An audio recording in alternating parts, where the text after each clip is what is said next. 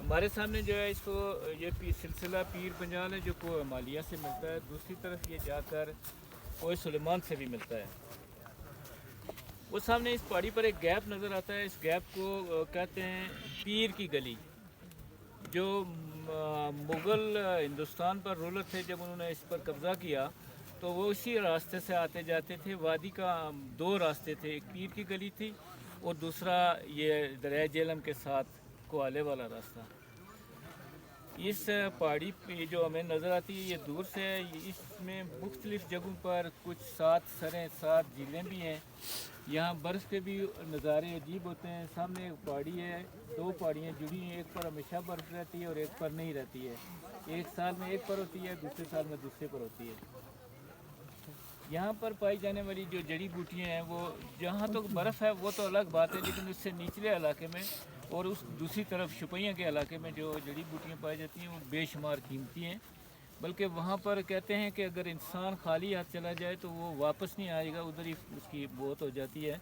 اس کی بنیادی وجہ وہاں پر خوبصورت قسم کی جڑی بوٹیاں اور اچھی خوشبو ہوتی ہے جو انسان کو مست کر دیتی ہے۔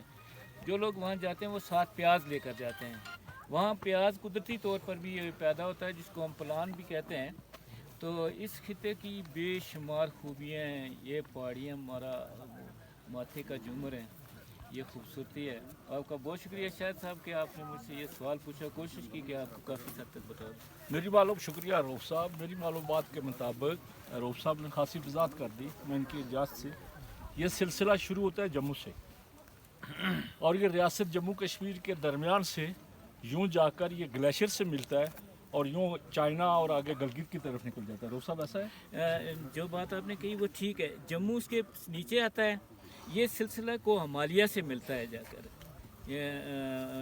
نیپال میں، یہ پوری پہاڑیاں تبت سمیت جاتی ہیں اور دوسری طرف کوہ سلیمان یہ جب گھومتی ہیں وادی کے ارد گرد تو وہاں کے اس کی سر کے اوپر جو ہے نا وہ کارگل اور وہ سیاچین وہ سارا علاقہ آتا ہے، لداخ کا علاقہ آتا ہے، اس کے ساتھ جہاں اکسائی چین ہے جہاں چائنا نے قبضہ کیا ہوا، وہ بالکل ہماری سیدھ میں اس طرف آتا ہے۔ شکریہ۔